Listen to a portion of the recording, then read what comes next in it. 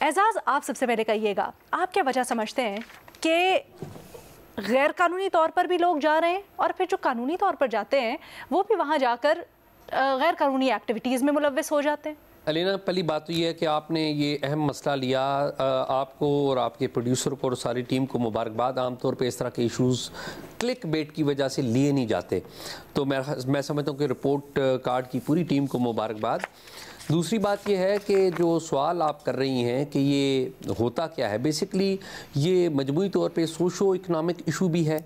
ये पाकिस्तान के जो कानून नाफज करने वाले इदारे हैं उनकी कमज़ोरी भी है, और हमारे जो समाज का एक इशू है वो भी है।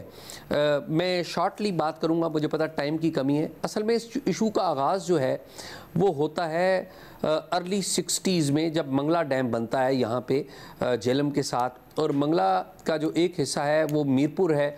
आपको पता है कि मीरपुर और मंगला गांव के लोगों को दौलत मुश्तरका ने एट दैट टाइम वीज़े दिए थे, बरतानिया वो जाके शिफ्ट हो गए थे। ज़्यादातर लोग पढ़े लिखे नहीं थे, वो वहाँ से जब वो वहाँ पर गए, अच्छा उन्हें रोज़गार के मौके मिले, वहाँ पर भी अफरादी क़ुव्वत की ज़रूरत थी।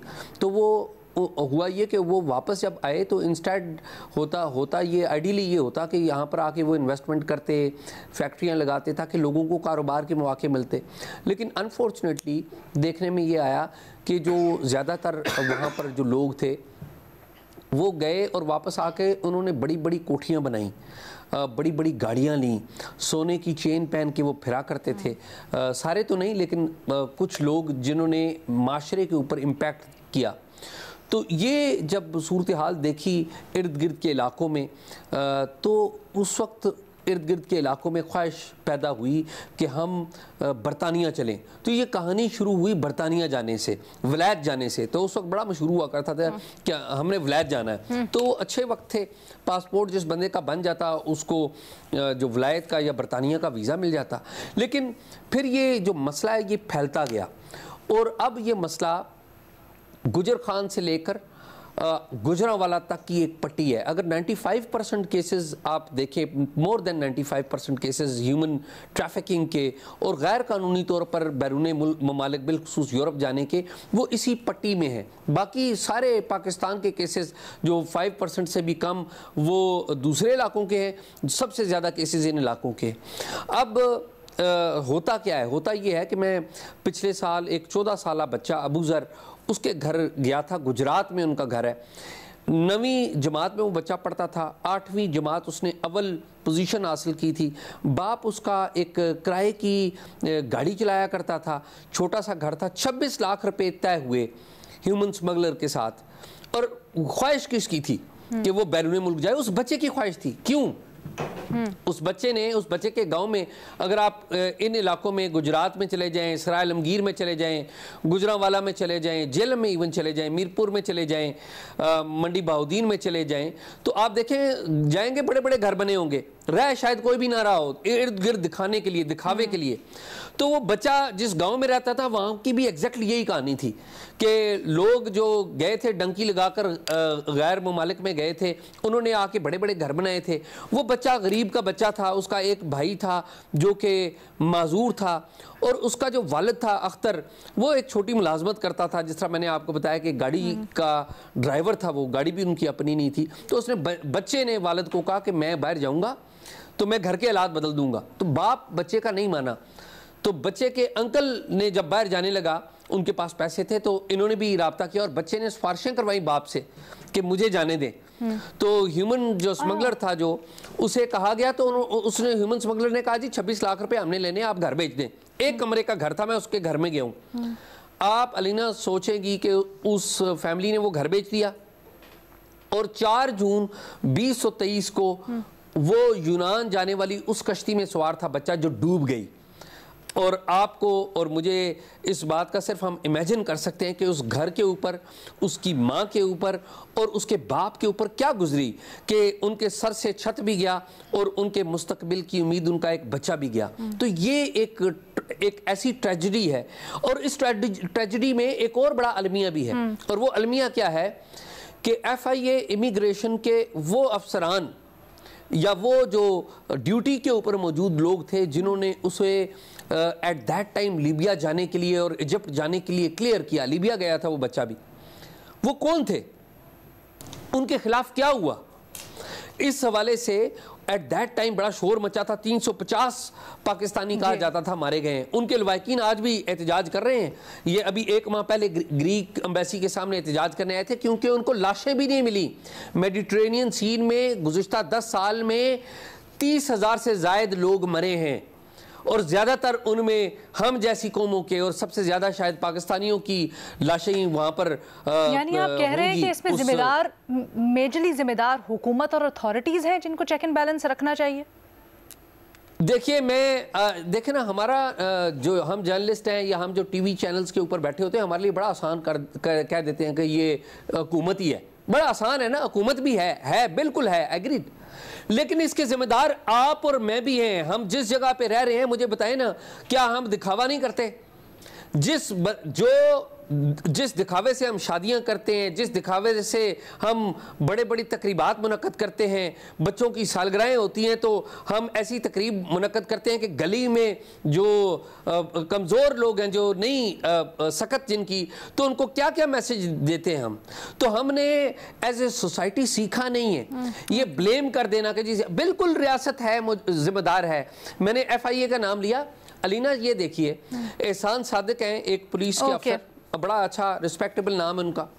उनको जिम्मेदारी सौंपी गई कि आप एक ज्वाइंट इन्वेस्टिगेशन टीम बनाएंगे और आप तहकीक करके बताएंगे। उन्होंने तहकीक भी कर दी, उन्होंने बंदे भी पॉइंट आउट कर दिए। आज तक वजारत दाखिला मोहसिन नकवी साहब, इन्होंने आते साथ पहली मीटिंग में भी कहा था लेकिन नहीं हो सका।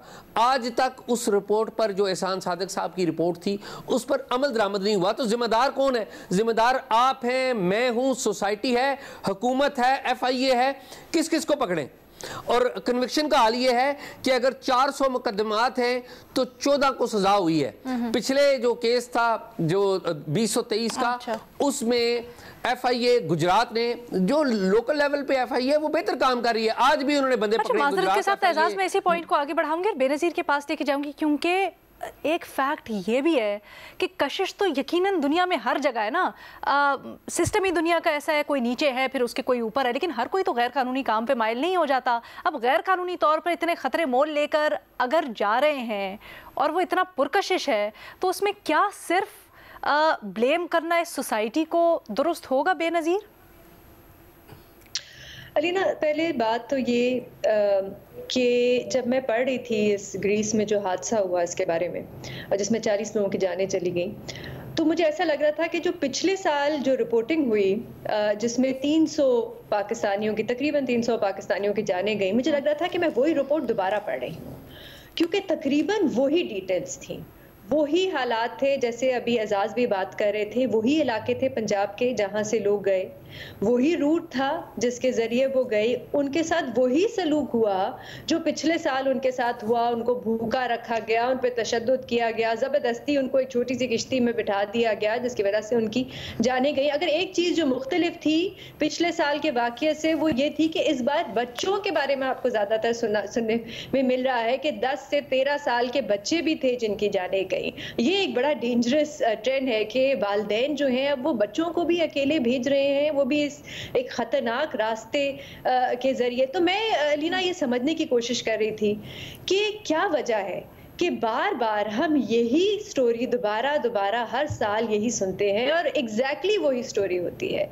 और तो मैंने HRCP की पिछले साल उन्होंने बड़ी तफसील से इस पे रिपोर्टिंग भी की थी, फैक्ट फाइंडिंग मिशन भी था, इस पे बहुत और रिपोर्टिंग हुई है, एजाज ने की है, अल जजीरा ने की है। तो सबसे पहला सवाल जो मेरे दिमाग में आया वो ये कि ये इलाके क्यों, ये सेंट्रल पंजाब के इलाके हैं आपके, गुजरात, सियालकोट, मंडी बहाउद्दीन, इसमें आप जेलम को भी शामिल कर लें, ये वो इलाके हैं ज़्यादातर जहाँ से लोग जाते हैं। तो इसको समझने के लिए अलीना मेरी जो अंडरस्टैंडिंग है अभी तक वो ये है कि कुछ तो सोशल फैक्टर्स हैं, जैसे एजाज ने भी कहा।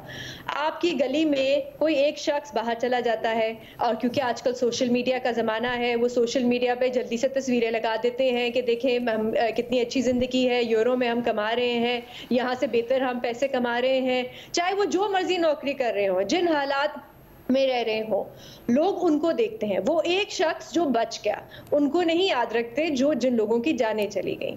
तो एक ये सोशल फैक्टर होता है। दूसरी चीज अलीना, आप ज्यादातर देखें कि इनका डेमोग्राफिक क्या होता है, ये ज्यादातर होते हैं यंग लड़के, 18 से 30 साल इनकी उम्र होती है, जो ज्यादातर जाते हैं पंजाब से। ये क्यों जाते हैं? क्योंकि इन पे फैमिली का भी बहुत प्रेशर होता है। नौकरी होती है लेकिन फैमिली का प्रेशर होता है कि ज्यादा पैसे कमाओ, वालिदैन भी होते हैं, शादी करनी है तुम्हारी, घर में जो है छोटे बहन भाई हैं उनका ख्याल रखना है, नौकरियां होती हैं। क्योंकि जैसे मैंने कहा, ये पासमानदा इलाके नहीं है पंजाब के। यहाँ पे इन लोगों के पास, अगर आप इनकी प्रोफाइल पढ़े, 50 से 40 हजार रुपए तनख्वाहें होती हैं, कुछ ना कुछ कर रहे होते हैं, लेकिन एक तासुर होता है कि बाहर बेहतर जिंदगी हो जाएगी, बाहर जाएंगे तो बहुत बेहतर, जिसका एक टर्म होती है, इसे कहते हैं रिलेटिव डेप्रिवेशन, HRCP ने भी इस्तेमाल की है, कि गुर्बत में नहीं रह रहे होते, लेकिन एक एक्सपेक्टेशन होती है कि बाहर इससे बेहतर हमारी जो है वो जिंदगी होगी। दूर के ढोल सुहाने टाइप। जो बच्चे हैं जिनकी जानें बची हैं, जैसे पिछले साल भी, इस साल भी, अगर आप उनसे कहें कि चले आप वापस पाकिस्तान आ जाए, तो वो शायद पाकिस्तान वापस भी नहीं आना चाहेंगे, क्योंकि उनको अभी भी लगता है कि जो भी है, जैसे भी काम मिल रहा है यहाँ पे हम कर लेंगे, हमें कुछ फिर भी बेहतर कमा सकते हैं, थोड़ा सा ज्यादा कमा सकते हैं। फिर आपके इकोनॉमिक फैक्टर्स भी होते हैं, जाहिर सी बात है, महंगाई है, 50,000 रुपए आपकी तनख्वाह है, उसमें से 20,000 रुपए आप बिजली का बिल दे रहे हैं, फिर आपके खाने पीने के खर्चे हैं। और जो तीसरा फैक्टर होता है लीना, वो ये एजेंट्स, ये जो इलाके हैं यहाँ पे जो ये स्मगलर्स हैं, इनका नेटवर्क बहुत स्ट्रॉन्ग है और ये बहुत देर से वहाँ पे ऑपरेट कर रहे हैं। इनके आप सोशल मीडिया पेजेस देखें तो ऐसा वो बड़े अच्छे हैं, इनको पता होता है कि यंग लड़कों को कैसे फंसाना है। इनके सोशल मीडिया पेजेस से बड़ी अच्छी तस्वीरें लगी होती हैं यूरोप की, आप यहाँ आए, हम आपको नौकरी दिलवा देंगे, हम आपको रेजिडेंसी करा देंगे, जिसकी वजह से ये छोटे बच्चे, ये यंग लड़के जो होते हैं वो फंसते हैं और वो फिर इस रास्ते से जाते हैं। अब ये कहना कि हुकूमत कुछ नहीं कर रही, मेरे ख्याल से गलत होगा, क्योंकि UNHCR का भी जो डेटा है, और मैं सिर्फ UN का डेटा ले रही हूँ, मैं हुकूमत का नहीं ले रही, पिछले साल 8,000 पाकिस्तानी जो थे इस रास्ते से यूरोप गए, ये UNHCR का डेटा है।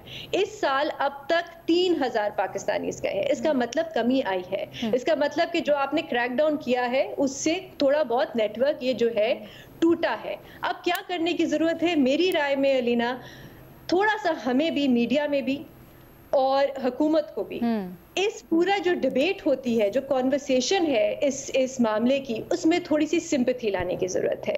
आप अगर ब्यूरोक्रेसी में बात करें, और एजाज को भी पता होगा कि FIA में बात करें या ब्यूरोक्रेसी में इन लोगों की बात करें, वो उनको बड़ी बुरी तरीके से देखते हैं, बड़ी बुरी नजर से देखते हैं। ये होते हैं यंग लड़के होते हैं, कुछ करना नहीं चाहते, बाहर चले जाते हैं, बस उनको नया फोन चाहिए होता है, उनको लगता है बड़ी अच्छी इनकी जिंदगी होगी। थोड़ा सा समझने की जरूरत है, स्पेशली हुकूमत के लेवल पे थोड़ा सा समझने की जरूरत है कि क्या वजह है कि ये छोड़ के, जो उनके पास नौकरी भी होती है, नौकरी अपनी छोड़ के बाहर जाते हैं, एक खतरनाक रास्ते के जरिए जाते हैं और बहुत ज्यादा पैसे देते हैं। ये 25-30 लाख रुपए स्मगलर्स को देना कोई छोटी बात नहीं है। मेरे और आपके लिए बड़ा आसान होगा, मैं देखती हूँ अक्सर लोग तनकीद करते हैं कि 30 लाख रुपए तो देने थे तो स्मगलर को क्यों दिए, वीजा लगा लेते, वीजा लगा के बाहर चले जाते। इतना आसान नहीं होता। मेरे लिए, आपके लिए, जो पैनलिस्ट यहाँ बैठे हैं, हमारे लिए बड़ा आसान है कहना कि वीजा लगा लें, क्योंकि हमारा तो लग जाता है, हम बैंक स्टेटमेंट्स भी दे देते हैं।